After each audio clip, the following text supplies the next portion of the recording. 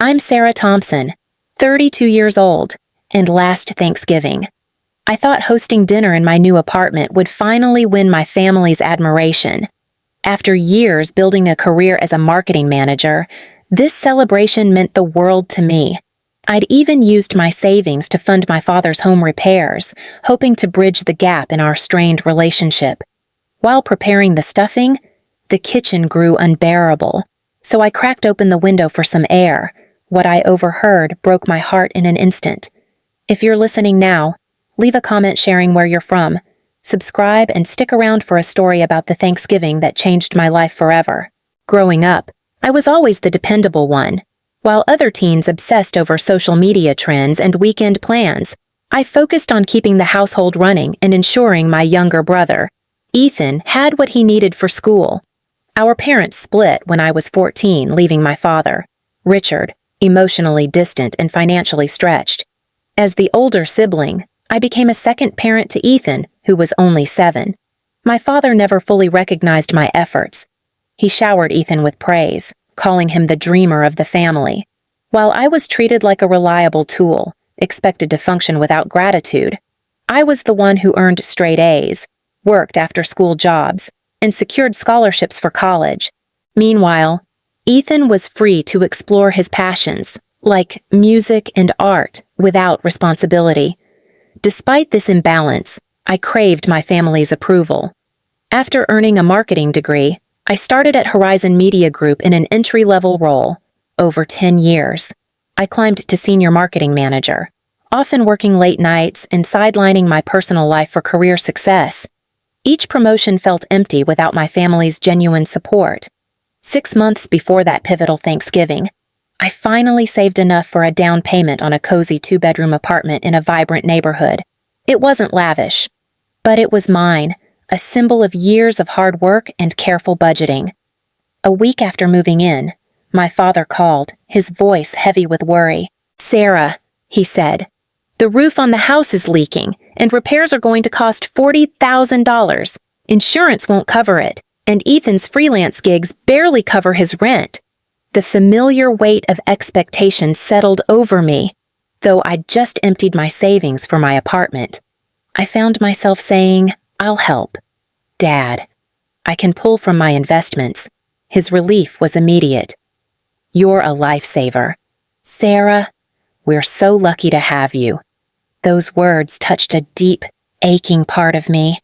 Maybe this time, my sacrifice would build a real connection. Maybe this Thanksgiving, in my new home, I'd feel valued for more than my bank account. I spent days preparing for the holiday. On November 20th, I decked out my apartment with warm string lights, autumn wreaths, and framed photos of family moments I'd curated to evoke nostalgia. I set up a stunning artificial tree, decorating it with ornaments I'd collected, including some Ethan made as a kid, which my father had passed to me when he switched to minimalist decor. On November 21st, I navigated crowded stores to find perfect gifts. For my father, I chose a sleek leather jacket in his favorite charcoal gray and a gift card for a local coffee shop he loved. For Ethan, I bought a professional-grade microphone for his music projects, despite its steep price.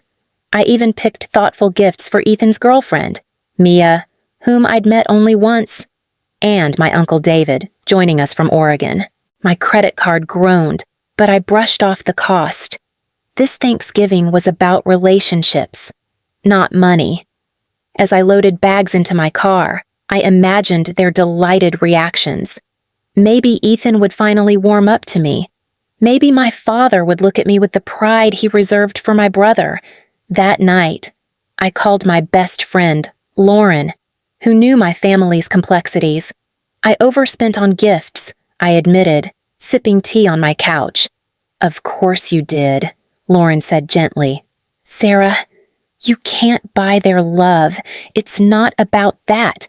I insisted, though I knew she was partly right. "It's about making a memorable Thanksgiving. Just don't expect too much," she warned. "I don't want you hurt again." I brushed off her concern. This time would be different. I was hosting in my own home.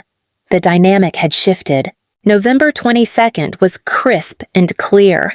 I woke at 6 a.m., too excited to sleep. I planned to recreate our family's traditional recipes from my grandmother. The menu was ambitious roast turkey with sage stuffing, maple glazed ham, mashed sweet potatoes, green bean almondine, homemade cranberry relish, 2 pies, and my grandmother's buttery dinner rolls. As I cooked, I pictured my father praising my mastery of Grandma's recipes, maybe even better than his own attempts. Perhaps Ethan would ask for a recipe instead of mocking my basic domestic skills. Each dish was more than food, it was a plea for connection, flavored with hope. By 10 a.m., my kitchen was chaos. Flour coated the counters, vegetable scraps overflowed, and dirty bowls teetered in stacks. The turkey, a 16-pounder brined overnight, filled the apartment with savory aromas. The doorbell buzzed as I shaped pie dough, wiping flour off my apron. I rushed to greet my family. Heart racing. My father arrived first, polished in a tailored blazer that likely cost more than my rent. His salt and pepper hair was neatly styled. "Nice place," he said, pecking my cheek, though I'd have chosen neutral decor over all this color, more timeless. Before I could reply, Ethan strolled in, Mia trailing with their bags. At 25, Ethan still radiated effortless charm I'd never had. "Wow, Sarah, you went full Pinterest mom with these decorations," he teased, eyeing my hand-painted pumpkin centerpieces. "It's super homey." I forced a smile. I wanted to use some of Grandma's touches. "Adorable," Ethan said, his tone implying otherwise. Mia gave me a sympathetic look.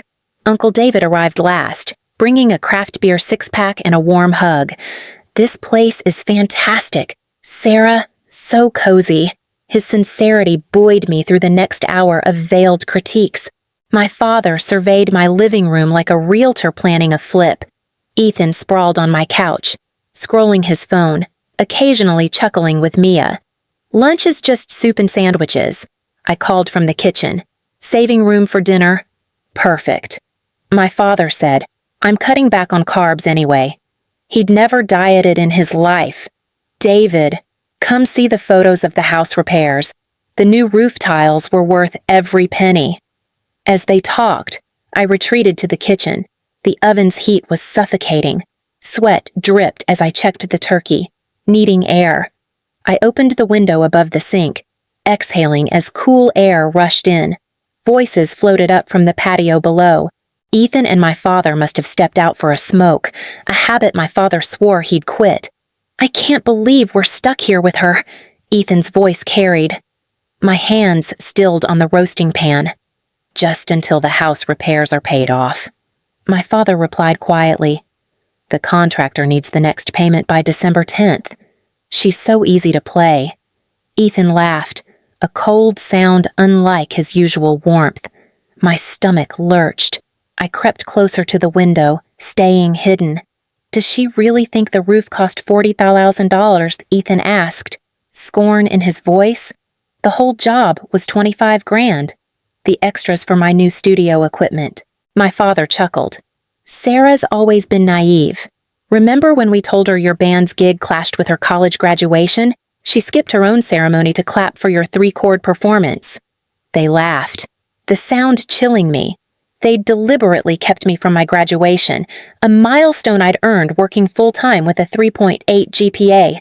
I clutched the counter, dizzy. "This apartment's so basic," Ethan sneered. "Generic art. Family photos everywhere. She's trying so hard it's pathetic. And that microphone she got you," my father added. I saw the receipt in her office. "Expensive. We'll return it for cash." "Don't forget why we're here," my father continued. "Your grandfather's trust has more than we thought. Sarah's share is significant. If we pitch Ethan's music project right, she'll invest."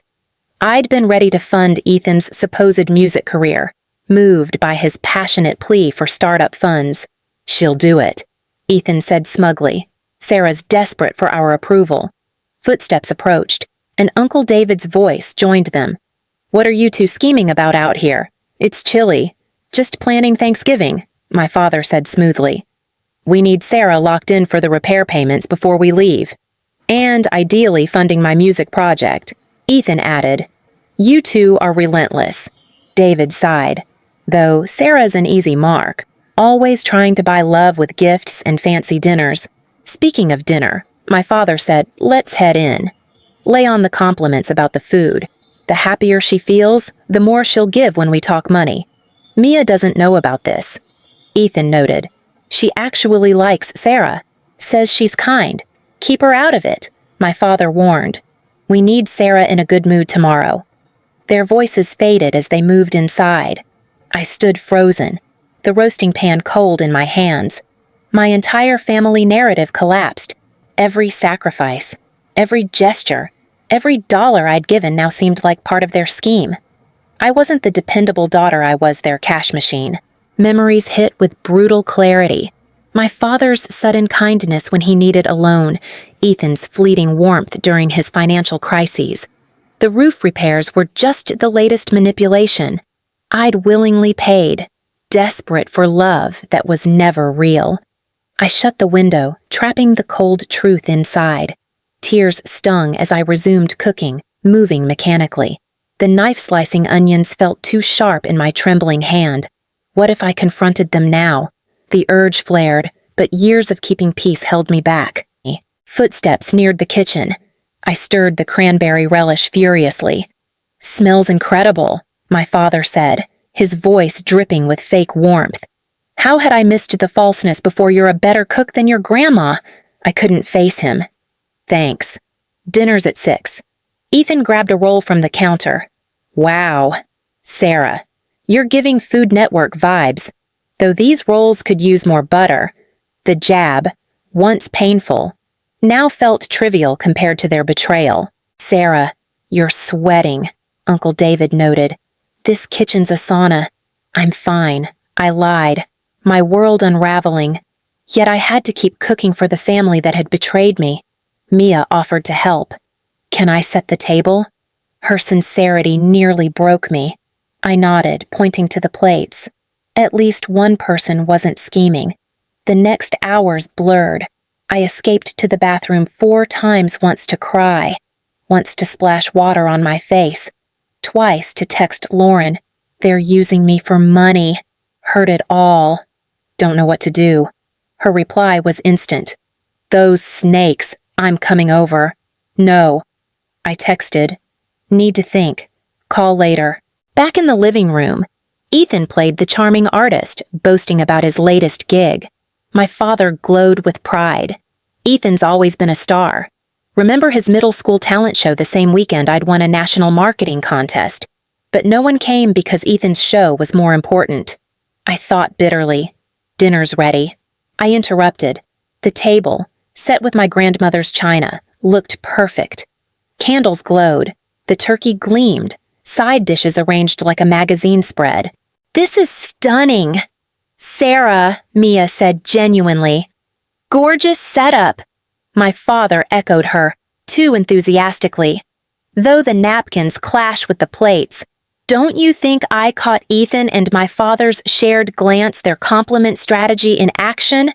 Every praise translated to your money's ours soon. During dinner, their manipulations were blatant. Ethan complained about repair disruptions. My father mentioned surprise contractor fees. Uncle David probed about my savings. So, Sarah, Ethan said over pie, my music project's budget is climbing, but the payoff will be huge. I sliced pie deliberately. What are the costs for? Exactly. My directness startled him. You know, gear, studio time, marketing. Stuff. Stuff, I echoed. Sounds detailed. Silence fell. My father jumped in. This pie's amazing. Sarah, recipe, please. It's Grandma's.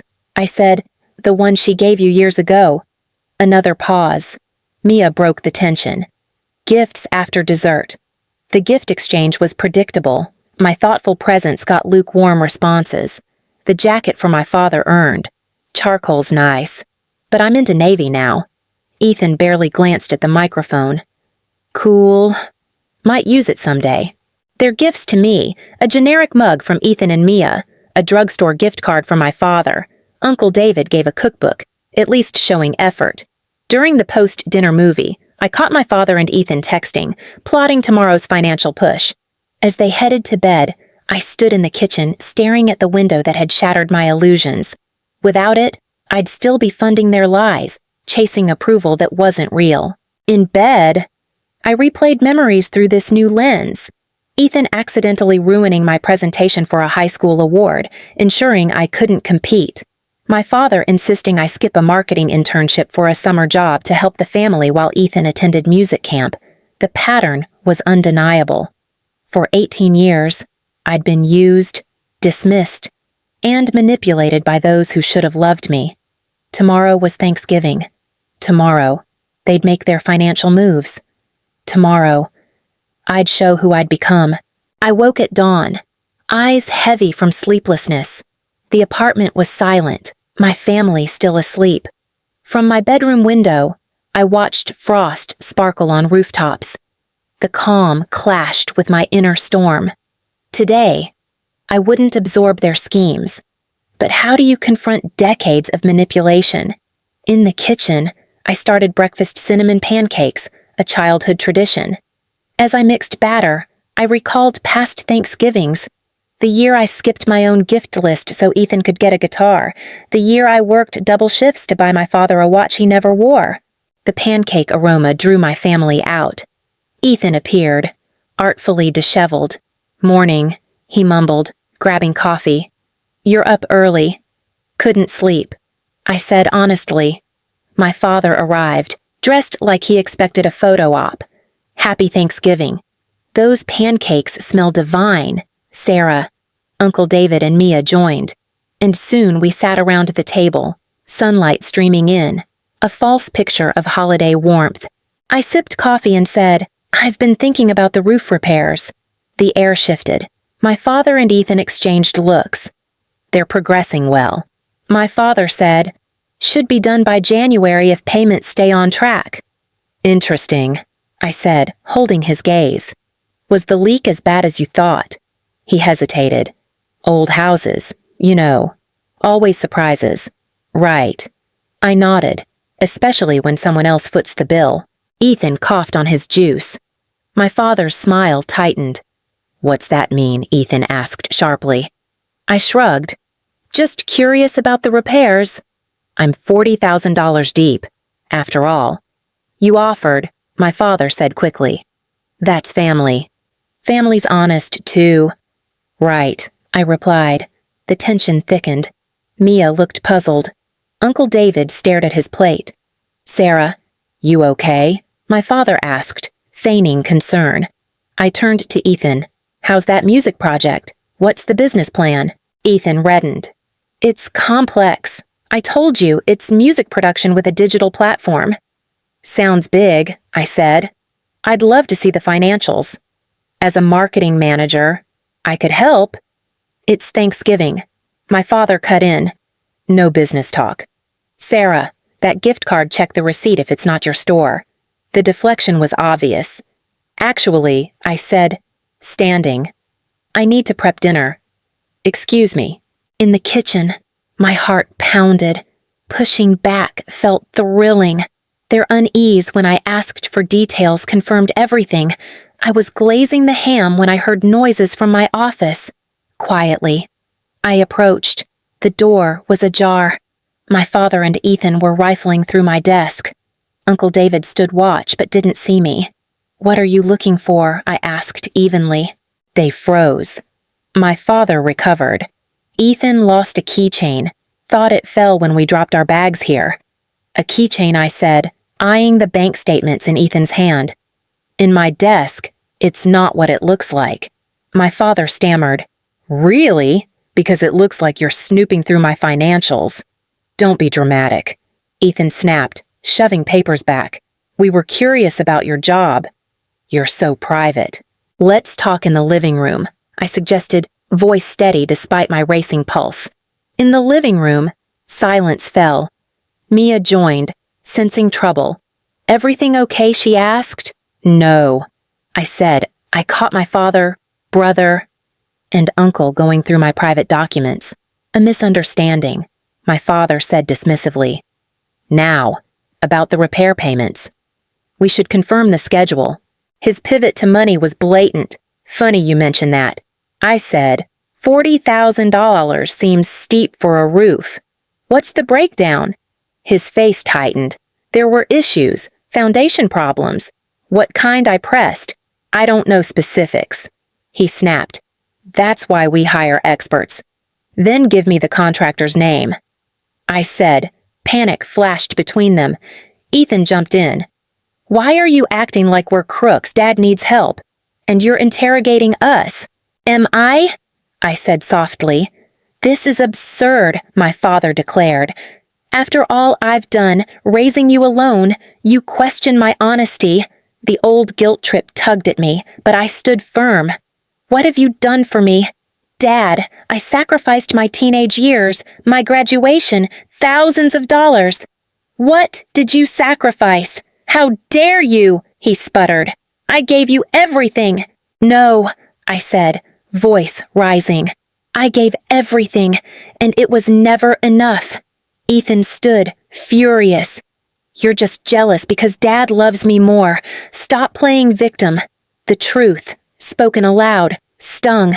You're right, Ethan, I said calmly.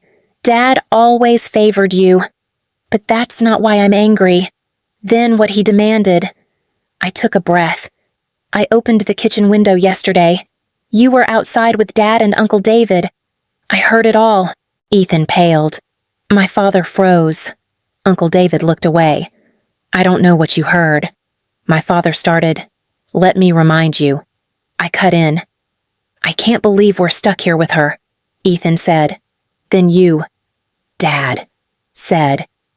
Just until the repairs are paid off, Ethan added. She's so easy to play. Silence. Mia gasped. You said that about Sarah, she asked Ethan. It's out of context. Ethan mumbled. Then explain the context. I said, how is calling me pathetic and planning to take my money a misunderstanding? You eavesdropped, my father accused, in my own home. Cooking for you, I shot back. That's your issue, not your scheming. We weren't scheming, Uncle David said weakly. Family finances are messy. Messy, I said. Ethan said the roof cost $25,000 with $15,000 for his studio gear. That's not messy. That's fraud. My father stepped forward, tears appearing. I can't believe you'd accuse me like this on Thanksgiving. The tears, once my weakness, now left me cold. Save it, Dad, I said. It doesn't work anymore. You're cruel, Ethan snapped. This is why we... He stopped. Why you, what I pressed. Tolerate me for money. Sabotaged my graduation. That's ancient history. My father said, you're deflecting. Deflecting? I laughed. I welcomed you, spent hundreds on gifts you mocked, cooked for days, all while you planned to scam me. No one spoke. The tree lights blinked, highlighting their stunned faces. Mia broke the silence.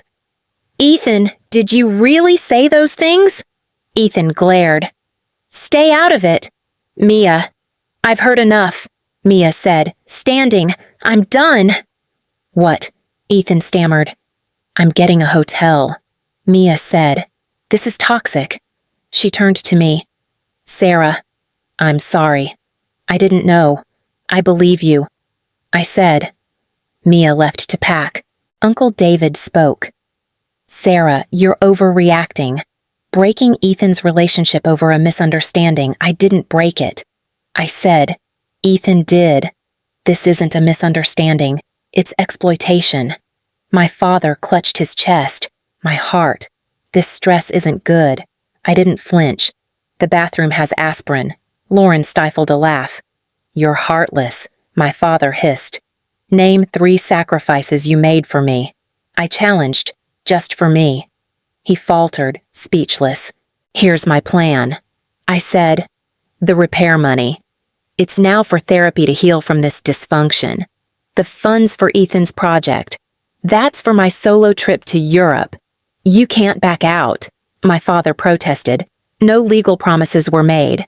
I said, just emotional manipulation. That's over. Ethan exploded. You're punishing us because you're jealous of me and Dad.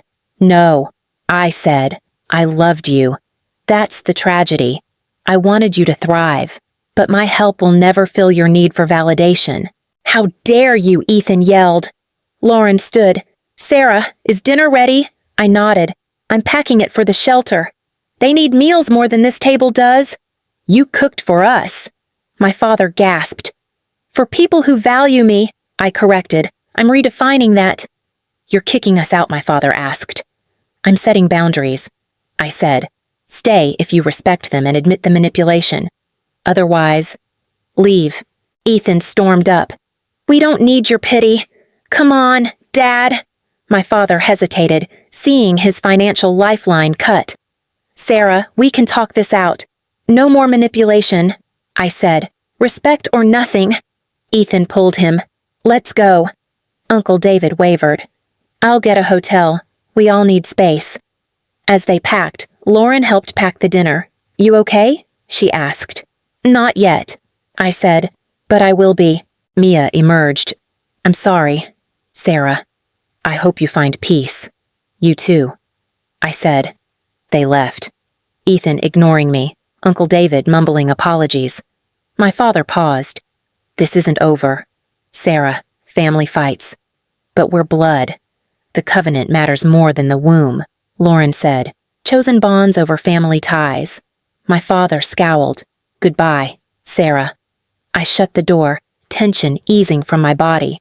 The apartment felt lighter. Thanksgiving music played softly as I set out appetizers. Laughter filled the living room. Need help? Lauren asked. Entering. Almost done. I smiled. How's everyone having fun? She said. Jake's sharing your Seattle trip photos.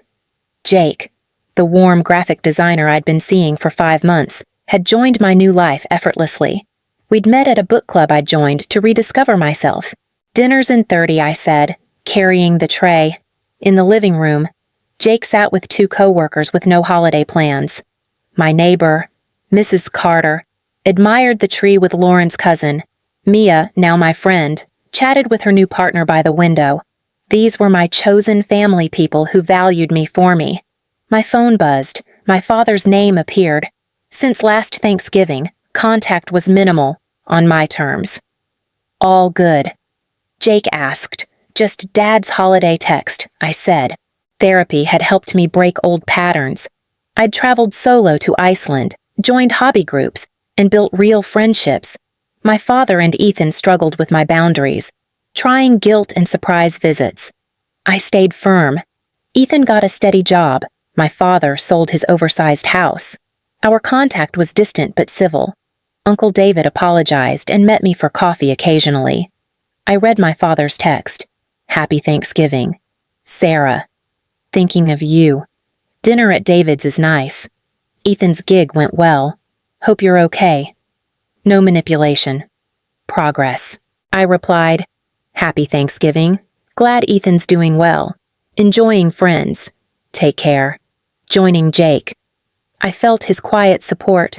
After dinner, as guests cleaned up, I stood by the kitchen window. Opening it, I breathed the crisp air. The patio glowed with lights I'd hung. Later, with Lauren and Jake. Lauren handed me an envelope. Open it. Inside were tickets to Japan. We're splitting it, she said. No arguments. Tears welled. I'm in. I said. I wrote a letter in therapy. I shared, fetching it, to my younger self. I read, Dear younger Sarah, you are enough. Your worth isn't what you give or achieve. True love doesn't demand payment. The road's tough, but you'll grow stronger. Family isn't just blood, it's who shows up with respect. Boundaries aren't selfish, they're vital. Those upset by them benefited from your lack of them. By closing doors to those who drained you, you'll open windows to those who lift you. With love, your future self. Jake teared up. Lauren hugged me. I'm still learning, I said, but I'm excited for it. The tree lights glowed, reflecting ornaments chosen for joy. My apartment, once a stage for false connection, was now my sanctuary. That painful Thanksgiving had given me freedom to know my worth. My new family wasn't perfect, but it was real. Have you set tough boundaries with loved ones to protect yourself? Share your stories below. If this resonated, please like and subscribe. Your support means everything as I share these journeys. Thanks for listening. Sometimes the hardest talks lead to the brightest starts.